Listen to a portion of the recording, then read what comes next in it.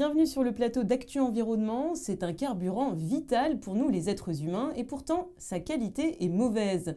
Il s'agit de l'air que l'on respire, concentration très élevée de particules fines, d'oxyde d'azote. Les villes collectionnent les épisodes de pollution dernièrement et pour y faire face, elles multiplient les mesures pour restreindre le trafic routier. Alors, la pollution de l'air en ville, une affaire de circulation, c'est la question du jour. Et pour y répondre, j'ai le plaisir d'accueillir aujourd'hui Olivier Blon. Bonjour. Bonjour, vous êtes président de Respire, Association nationale pour la préservation et l'amélioration de la qualité de l'air. C'est cela. Vous soutenez une action en justice contre l'État, déposée par des victimes de la pollution atmosphérique. Et vous étiez aussi à l'origine d'une pétition en faveur de la piétonisation des berges de Seine à Paris. Face à vous, Pierre Chasseret, bonjour. Bonjour. Vous êtes délégué général de 40 millions d'automobilistes, association nationale qui se veut être leur porte-parole et au service de leurs intérêts.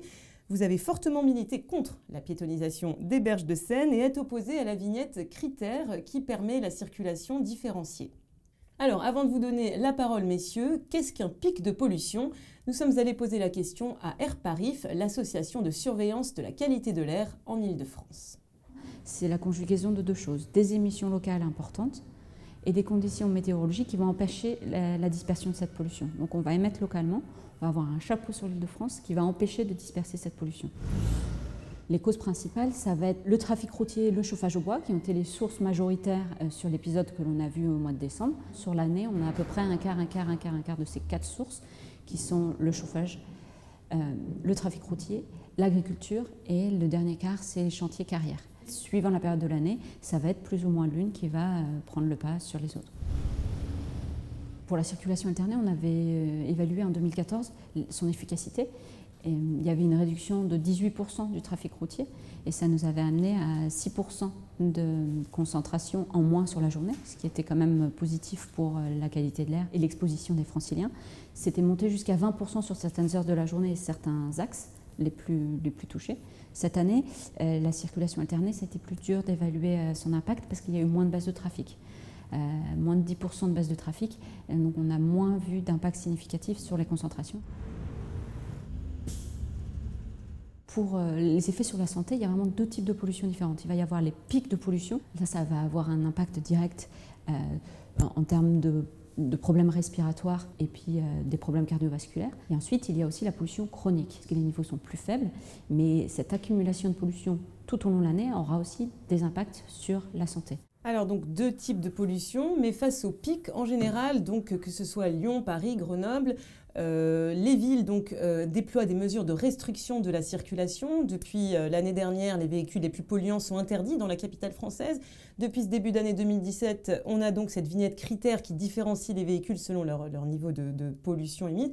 Alors donc la pollution atmosphérique en ville, c'est une question de circulation à gérer, Olivier Blon? C'est avant tout une question de santé publique, hein, parce que, on l'a dit dans le reportage, il y a 48 000 morts environ par an à cause de la pollution de l'air, donc quelles que soient les sources de cette pollution, et une grande partie de cette pollution touche des citadins. Après, il faut vraiment différencier, comme vous l'avez fait dans vos documentaires, les pics de la situation de base. Je trouve que les mesures qu'on prend pendant les pics sont des mesures finalement assez accessoires. Ce n'est pas elles qui vont résoudre le problème. On peut discuter de leur efficacité. Elle est marginale de toute façon, malheureusement. Elle est marginale. Ben oui, elle est marginale. C'est un fait. C'est 6%, 10%, c'est toujours ça à prendre, hein. C'est bien, mais c'est marginal. L'enjeu réel et profond, c'est la pollution au quotidien, 365 jours par an. Et là, donc effectivement, il faut des mesures un peu plus larges, un peu plus globales. Alors quand même, le trafic routier reste donc responsable d'une grande partie de la pollution atmosphérique. En Île-de-France, la préfecture parle de 62% des émissions d'oxyde d'azote, 31% des émissions de particules.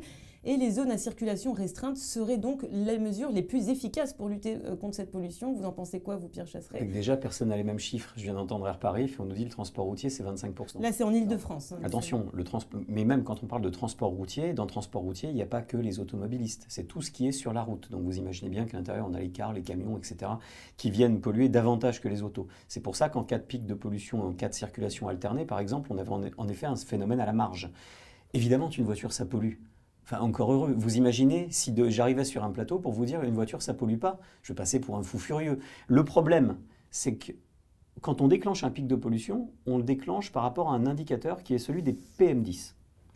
C'est-à-dire qu'on dit, voilà, on est au-dessus de 50 microgrammes par mètre cube en lycée, sur plusieurs journées, on va donc déclencher un pic de pollution. Les PM10, quels sont, à l'intérieur de ces PM10, donc les particules qui vont de 0 à 10 microgrammes, quelle est la part de responsabilité de l'auto là-dedans? Ce n'est pas celles qui sont entre 2,5 et 10, hein.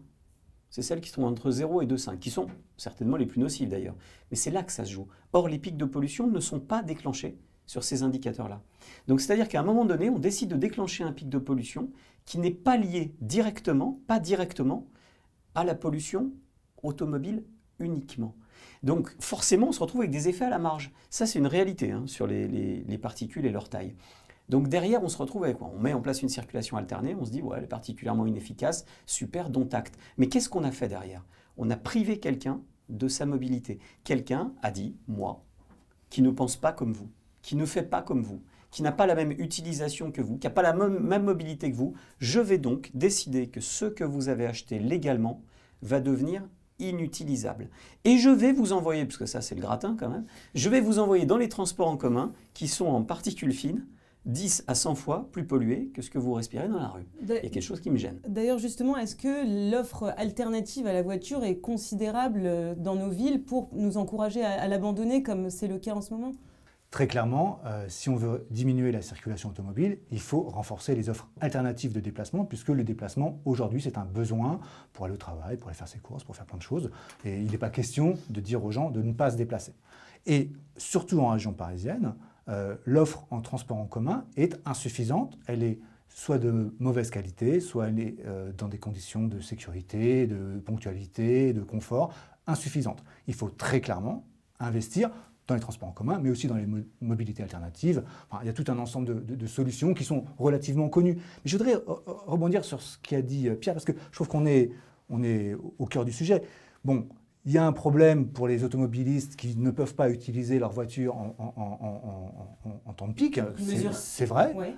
Mais à l'inverse, il y a un problème pour tous les citoyens qui sont victimes de la pollution, qui ne peuvent pas respirer comme ils le veulent, qui souffrent de problèmes de santé parfois graves. Bon, ça peut être les crises d'asthme, les enfants qui doivent aller à l'hôpital, les parents qui doivent accompagner leurs enfants à l'hôpital, mais c'est aussi des gens qui peuvent mourir. Encore une fois, on est face à une crise sanitaire majeure, et ça, c'est fondamentalement injuste. Ces gens ont acheté une maison, une voiture, parce que ce sont aussi des automobilistes, et ils ont le droit à la vie, comme tout le monde, et c'est quelque chose qui leur est dénié. Pas que par les automobilistes, attention, encore une fois, ce n'est pas que leur faute, c'est un phénomène global, il faut interroger une responsabilité collective, mais je pense qu'il ne faut pas, au nom du droit à la propriété d'une voiture et au nom du droit à son usage, renoncer à une part de responsabilité qu'on a chacun. Bon pas. Encore une fois, oui, c'est un petit pas dans la bonne direction. C'est insuffisant, mais c'est déjà pas mal. Est-ce que ça discrimine comme il faut les véhicules les plus polluants, en fait, si on veut... Oui et non, parce qu'en fait, il y a eu la politique qui est venue s'en mêler. Donc derrière, comme on a un discours très anti-diesel, parce que ça fait bien de dire le diesel, une totale connerie, excusez-moi, pardonnez-moi du mot, mais entre le diesel d'il y a 20 ans et celui d'aujourd'hui, il y a un pas. Et je viens d'apprendre à certains politiques récemment que l'essence aussi émettait des particules fines. Ils m'ont regardé avec des yeux comme ça, en se disant « Mais non, monsieur Chasseret, c'est le diesel !» Non, aujourd'hui, vous prenez une motorisation à injection directe essence, elle pollue davantage qu'un diesel sur les émissions de particules. Donc, c'est d'ailleurs pour ça que les constructeurs travaillent sur des filtres à particules pour les motorisations essence. Donc, attention, moi, ce qui me gêne là-dedans, dans ce discours, j'aime pas le catastrophisme. J'entends, il y a un problème de qualité de l'air. Le problème, 50 000 décès par an liés à la pollution de l'air, c'est du catastrophisme. Attention, non. Oui, mais alors déjà, il faut employer les justes mots. Déjà, on n'est pas à 50 et on est en dessous. Et autre chose, c'est pas des décès, c'est des décès anticipés. Non, anticipés. C'est-à-dire que vous prenez des gens en fragilité, c'est pas mieux, hein, c'est juste que je veux poser clairement les mots. Vous prenez des gens en situation de fragilité, ils vont être davantage fragilisés par une pollution de l'air et ça peut engendrer leur décès. Point. Mais c'est pas nous qui allons tomber comme des mouches dans la rue du jour au lendemain. Tant mieux pour moi, très dommage pour les autres. On peut discuter parce que le problème des accidents... Attendez, je voudrais finir. Juste sur ce problème de qualité de l'air, ce qui me gêne, c'est qu'on est dans un catastrophisme ambiant où par des non-dits, on essaie de faire croire que la qualité de l'air se stabilise ou qu'elle empire. Si demain on fait un micro-trottoir, je l'ai fait, je vais aller voir des Parisiens sur le trottoir avec une élue de la ville de Paris, Célia Bloel pour ne pas la nommer. Et on a posé la question aux Parisiens, est-ce que vous pensez que la qualité de l'air s'améliore, est la même ou empire ? eh bien tout le monde nous disait « Ah ben non, c'est de pire en pire ». Mais elle n'a pas empiré. Voilà, mais non, c'est pas selon moi. C'est qu'il n'existe en France aucune, pas une, aucune étude de qui que ce soit, y compris Financer Ville de Paris, il n'existe aucune étude qui montre que la qualité de l'air a fait autre chose depuis les années 90 que de s'améliorer d'année en année. Ok, il y a des pics. Bien sûr qu'il y a des pics, puisque maintenant on les mesure, puisqu'on a abaissé les normes. Mais attention, la qualité s'améliore. Justement, pour réagir sur cet argument-là, que la qualité s'améliore, est-ce Oui, qu'on est dans le catastrophisme? C'est assez vrai. Ce qui se passe, c'est qu'effectivement, il y a une amélioration lente sur la plupart des critères. Je ne vais pas dire le contraire. Ce qui se passe, c'est que cette prise de conscience, Pierre, il voit le signe d'un catastrophisme. Moi, je pense que c'est une bonne chose parce que ça va, même si c'est peut-être un petit peu faussé dans l'esprit des gens, ça va amener la réaction politique globale qui est nécessaire pour résoudre le problème, parce qu'encore une fois, on est face à une crise donc majeure, et l'État, je trouve, s'illustre par son absence de réaction. Donc ces pics de pollution, qui sont encore une fois la partie émergée de l'iceberg, j'espère que au fur et à mesure, ils vont inciter les pouvoirs publics à prendre la mesure du problème. Vous soutenez des victimes qui sont donc atteintes, qui sont donc victimes de la pollution atmosphérique dans une action contre l'État. Oui. Donc c'est l'État le fautif. Alors, encore une fois, ce n'est pas que l'État le fautif, parce qu'on est justement dans la mauvaise manière de poser le problème. S'il y a un seul fautif, eh ben, c'est la voiture, ou les industriels, ou les agriculteurs, ou l'État, ou etc. Et nous, on n'est pas du tout là-dedans. Chacun partage un peu de la responsabilité. Et même moi, qui suis donc utilisateur de vélo, donc je n'ai pas de voiture, je pollue un petit peu parce que j'achète des produits qui ont été amenés par des camions, je vais les jeter, ils vont être peut-être incinérés, etc. On est tous un petit peu responsables. Donc la question n'est pas de mettre certains utilisateurs contre d'autres. C'est global. Mais justement, au niveau global, l'État a une responsabilité. Ça fait partie des fonctions régaliennes que de protéger les citoyens. Et là-dessus, il ne fait pas ce qu'il devrait faire. Alors parmi les mesures phares qu'a entrepris la mairie de Paris, c'est la piétonisation des voies sur berge. Qu'est-ce que c'est que cette guerre que se livrent la région et la mairie de Paris? La région donc, qui a récemment demandé une étude qui a donc carrément eu pour conclusion que Valérie Pécresse a repris. Nous n'insistons pas à l'effet d'évaporation attendu. Les effets de report sont très importants. Les nuisances sonores augmentent. La pollution de l'air s'aggrave.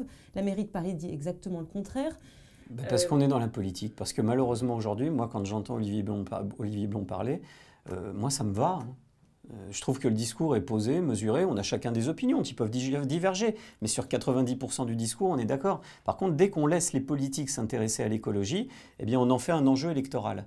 La réalité des voies sur berge, si je veux poser le débat au-dessus, moi ce qui me gêne un petit peu là-dedans, c'est qu'on a... Les voies sur berge, est-ce que ça aide à améliorer la piétonisation? Ça aide à... C'est pour ça qu'on a fait cette mesure. J'ai juste la sensation qu'on a un petit peu mis la charrue avant les bœufs, qu'on a été un petit peu trop vite pour en restreindre la circulation, parce que c'est une réalité sur les quais hauts qu'il y a de plus en plus de voitures et qu'il y a des bouchons. C'est une réalité qu'il y a un report de trafic, personne ne peut le nier. Mais les chiffres ne sont pas pareils, en fait, c'est ça le problème. Mais les chiffres, à la limite, j'ai envie de dire... Un petit peu de trafic, c'est différent de beaucoup de trafic. Bon, là, c'est vraiment beaucoup, je crois que tout le monde est irrité. Maintenant, moi, la seule chose qui peut me choquer là-dedans, c'est qu'on a fermé les voies sur berge de l'autre côté. Elles ne sont pas finies en aménagement. On aurait peut-être pu déjà finir ce qui était piétonisé avant de s'intéresser à fermer quelque chose qui objectivement, aujourd'hui, il n'y a pas de travaux, il n'y a rien. On est en phase d'expérimentation, soi-disant, c'est rien. L'expérimentation, elle est dramatique du point de vue automobiliste. Moi, j'entends que sur les berges, il y ait une volonté pour certains piétons d'en profiter. Mais d'abord, on crée l'alternative par la séduction. Vous créez des moyens de transport qui sont séduisants. Et là, vous allez sans même la moindre mesure. Si vous mettez des transports en commun de qualité, sécurisants, etc., au pied de l'habitation de quelqu'un, il serait bien fou de prendre sa voiture pour faire des bouchons quand même. Olivier Blon, sur la piétonisation? Je suis presque d'accord avec... Qu'est-ce que c'est que ce casting? Non, clairement, il y a une sorte de bouffonnerie quand même sur les chiffres. C'est pas sérieux. Il y a 4 commissions différentes, donc une de la mairie, une de la métropole, une de la préfecture et une de la région, qui analysent chacun le même phénomène avec à peu près les mêmes outils et qui arrivent à des résultats complètement différents. Et de mon point de vue, ce qu'affirme la région n'est pas sérieux. Après, globalement, il faut bien dire que l'effet en termes aujourd'hui de pollution ou de trafic de la piétonisation est, encore une fois, très faible. Et peut-être négatif, peut-être positif, mais il est de toute façon très faible et il va s'affaiblir en termes de, j'espère, en termes d'impact négatif, mais c'est une mesure symbolique. C'est une mesure Mais il faut persévérer, il faut généraliser. C'est une mesure qui s'inscrit dans un ensemble de mesures relativement anti-voiture menées par la mairie de Paris, que moi je soutiens globalement, mais ce n'est pas cette mesure-là, à elle seule, qui va résoudre la pollution de l'air dans la ville, ou même, à l'inverse, causer les embouteillages qu'on peut voir sur la 86. Enfin, il faut raison garder. C'est assez modeste. Pour le moment, on est face à des mesurettes pour tout. J'ai l'impression on est en train de... Qu'est-ce qu'il aurait fallu pour aller plus loin? Persévérer dans la redevance poids lourd, péage urbain. Qu'est-ce qu'il aurait fallu? Vous qui êtes le président de Respire, qu'est-ce qu'il faut faire pour lutter contre la pollution de l'air? C'est là qu'on ne va pas s'entendre, à mon avis. Non, encore une fois, je pense que les sources de pollution sont identifiées. Il y en a 4, donc automobile, chauffage, industrie, agriculture. Alors évidemment, ce n'est pas dans la même proportion partout et au même moment. Mais enfin, ces 4 sources sont identifiées. Sur ces 4 sources, il y a tout un ensemble de mesures qu'on peut prendre. Il n'y en a pas une qui va résoudre le problème. Si on réfléchit comme ça, on va se planter, c'est sûr. Il ne faut pas lutter contre les pics, il faut instaurer un... De toute façon. Et c'est pour ça que je dis, c'est au gouvernement de prendre le leadership sur ces questions-là. Si on reprend l'exemple de la voiture, il y a la sécurité routière. Vous savez qu'il y a 30 ans environ, il y avait à peu près 17 000 morts par an à cause des accidents de la route. Aujourd'hui, on est à 3 700. C'est-à-dire qu'en 30 ans, ça a été divisé par 5. 3 700, c'est les chiffres qui ont été publiés il y a 15 jours. Non, bon, 3 500 dégoût, mais c'est déjà non. À 200 près. C'est 200 victimes, mais c'est 200 près. Les chiffres ont été divisés par 5 en 30 ans. Parce qu'il y a eu une volonté globale, il y a eu tout un ensemble de mesures qui passent de la ceinture de sécurité à des campagnes de sensibilisation, à de la formation au niveau du permis de conduire, etc. Attention, à l'amélioration des véhicules, pour arriver à l'amélioration la des pollution, est-ce infrastructures. qu'on peut revenir à notre sujet? Absolument. Du coup, donc c'est tout un ensemble de mesures. Eh ben, pour régler, ou en tout cas pour lutter efficacement contre la pollution de l'air, il faut au moins ça. Oui, mais au il y a moins un problème. Une campagne globale. On va avoir rapidement un problème politique. Regardez, la part du chauffage au bois augmente chaque année en pollution. Et on se dit, c'est bizarre. Il n'y a pas plus de personnes qui se chauffent au bois en France. En tout cas, je ne pense pas. Et pourtant, en proportion, ça monte. Et c'est vrai, quand on nous dit que, par exemple, sur Paris, il y a de la pollution due au chauffage au bois, limite, ça ferait rire. On se dit, mais personne n'est chauffé au bois dans Paris. C'est juste que la mesure politique qui viendrait régler ça, ça serait de faire comme pour les voitures, de mettre un filtre à particules. Enfin, au-dessus, non mais il ne faut pas rire parce que les pays scandinaves sont en train d'y penser. Un filtre à particules au-dessus des cheminées. Gros problème, c'est qu'au niveau de l'entretien, ça va coûter une fortune à celui qui veut chauffer au bois. Et le coût même de la pose est énorme. Donc cette mesure politique n'est pas envisageable. Il ne faut pas les interdire tout court. Alors c'est la... Ségolène Royal a dit que c'était ridicule, donc on l'a plus fait. Mais je ne sais pas, moi perso, là, je défends pas ma cause, mais j'ai pas envie d'interdire le chauffage au bois en France. J'ai pas envie de l'interdire. Même si il est indéniable que c'est une source de pollution aux particules fines. Indéniable. Mais alors qu'est-ce qu'il faut faire? Parce que pour l'instant, je n'ai pas très bien compris, pour vous dire la vérité. Si on reprend l'exemple des cheminées, on peut regarder ce qui se fait en... On n'est pas condamné à vivre avec cette pollution. Non, parce que la recherche et développement fait qu'aujourd'hui, l'industrie progresse, l'agriculture progresse. L'arrivée de l'agriculture raisonnée a révolutionné les émissions polluantes. Aujourd'hui, voilà, je pense nitrate d'ammonium qui se combine avec les oxydes d'azote. On n'a plus rien à faire côté agriculture pour baisser nos émissions. Mais pas par la contrainte. On n'est pas obligé de passer systématiquement par une contrainte pour avoir une prise de conscience. C'est ce que je voudrais faire entendre. C'est qu'on n'est pas obligé d'avoir un politique fort qui passe par l'interdiction, l'obligation, la restriction pour faire passer un discours. De temps à autre, la séduction permet de régler le problème. Séduire par les transports en commun permet de limiter le nombre de voitures et tout le monde va être content. Même moi, parce que s'il y a moins de voitures, ça laisse plus de place pour celui qui veut rouler. Ça fait que ça crée moins de bouchons. Tout le monde est content. Donc la solution, c'est toujours la séduction, y compris sur les modèles d'agriculture. Aujourd'hui, on a su créer un business de l'agriculture raisonnée. Regardez ce qui se passe sur les grands vins. Les vins bordelais, par exemple. Maintenant, les plus grands domaines, les grandes appellations passent progressivement en agriculture raisonnée. C'est génial, c'est top. Oui, on est encore loin un petit peu, je pense, de cette optimisme. On améliore, mais... Sur les cheminées, il y a évidemment un problème politique. D'une certaine manière, c'est plus facile de poser des restrictions sur la voiture que sur l'usage de la cheminée. C'est un fait, puisque bon, il y a effectivement eu cette altercation entre la mairie de Paris, donc Anne Hidalgo qui voulait interdire, Ségolène Royal qui a mis son veto, on va dire, d'une certaine manière à cette mesure. Si on regarde, pour aller dans le sens de Pierre, sur ce qu'on peut faire comme mesure positive, on peut prendre l'exemple de la vallée de l'Arve, donc autour de Chamonix, qui est la zone martyre en France en termes de pollution de l'air, puisqu'ils ont connu le pic le plus long qui a été enregistré, c'est-à-dire 33 jours d'affilée. Pourquoi d'ailleurs? 50% circulation automobile, 50% cheminée et chauffage individuel. Et la communauté de communes de Chamonix a lancé un plan très audacieux d'encouragement pour changer les équipements pour les citoyens. Donc ça va jusqu'à 3 000 € de subvention pour acheter des poêles, acheter des inserts, donc améliorer la qualité des combustions et diminuer considérablement la pollution de l'air issue des cheminées. Je voudrais juste refaire un point sur un secteur, parce qu'on peut encore dire que je défends les constructeurs, mais non, je défends juste les chiffres.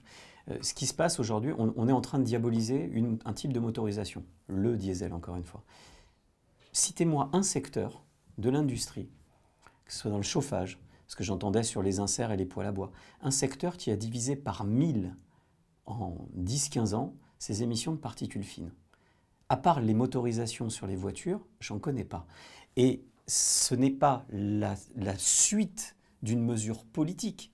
C'est qu'évidemment, chaque constructeur auto, je pense que la voiture qu'on considère propre aujourd'hui, c'est la voiture sale dans 10 ans ou 20 ans. Donc il ne faut pas s'attaquer au trafic routier pour diminuer la pollution. C'est pas ça. C'est qu'il y a deux façons de voir l'écologie. Soit vous la regardez en ayant un œil pessimiste, un œil presque alarmiste, vous pensez en disant... qu'on peut continuer avec autant de voitures, mais avec une dieselisation aussi élevée de notre part? Mais le problème n'est pas le diesel aujourd'hui. C'est pas le diesel le problème. C'est les véhicules les plus anciens.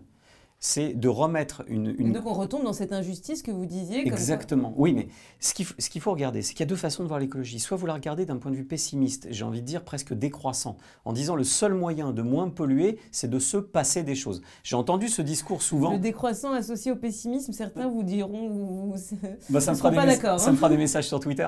Mais en fait, je trouve ce message terrible parce qu'en fait, oui, c'est pessimiste. Ça veut dire qu'on ne peut pas lutter autrement que contre la restriction. Et puis vous avez un deuxième regard, celui qui est le même, hein, c'est de l'écologie aussi, mais qui est un regard optimiste basé sur la recherche et développement, en se disant, si j'investis, je vais obtenir et je ferai mieux. C'est ça qu'il faut. Moi, quand je vois une voiture électrique aujourd'hui rouler, qui émet des particules fines d'ailleurs, hein, au freinage, au roulement, etc. Mais quand je vois un véhicule électrique rouler, je me dis, tiens, les progrès aujourd'hui de la recherche ont permis ça. Quand je regarde l'ancêtre de ce que tous les écologistes poussent, c'est-à-dire les transports en commun, le métro, le rail, l'ancêtre c'est la locomotive à vapeur. On fait un bilan carbone de la locomotive à vapeur pour rire. C'est ce qui avait de pire et c'est ce qui a amené quelque chose de mieux. Moi j'ai une vision écologiste positive basée sur la recherche et développement. On ne met pas assez d'argent dans la recherche et développement pour développer des véhicules plus propres, si on peut s'exprimer ainsi. On pourrait en mettre plus. Ce qui est sûr, c'est qu'il y a effectivement un bouleversement technologique et sociétal autour de la voiture. Les voitures d'aujourd'hui sont plus celles d'il y a 10 ans, et dans 10 ans, les usages aussi, le covoiturage, les voitures autonomes, enfin, tout est en train de transformer bien plus rapidement peut-être que notre vision presque politique, un peu trop politique du sujet. Mais je voudrais quand même dire une chose importante. La dernière. C'est que malgré tout, il y a des gros problèmes, notamment parce que les constructeurs trichent. Il faut rappeler le scandale Volkswagen. Il faut rappeler qu'aujourd'hui, aucune voiture diesel ne respecte en conditions réelles les normes d'émission qui sont censées être approuvées par Bruxelles. Les tests sont biaisés. Tout a été biaisé. Bien sûr, les voitures émettent moins de particules qu'il y a 20 ans. En fait, ces particules, ce n'est pas seulement leur quantité qu'il faut mesurer, mais c'est leur qualité. Pierre commençait par dire au début de cette émission que le problème, ce n'est pas forcément les PM10, ça peut être les PM2, voire les PM1, voire même en dessous. Et le problème des nouvelles motorisations, y compris les diesels, c'est que peut-être qu'elles vont émettre moins en masse, mais elles vont émettre plus en nombre, et y compris avec des compositions chimiques différentes. Et donc, méfions-nous de tous ces avocats du diesel. Le problème, c'est les véhicules thermiques au sens large. Ainsi prend fin cette émission. Merci à vous deux de votre contribution. Je remercie les internautes de nous avoir suivis et je vous dis à très bientôt.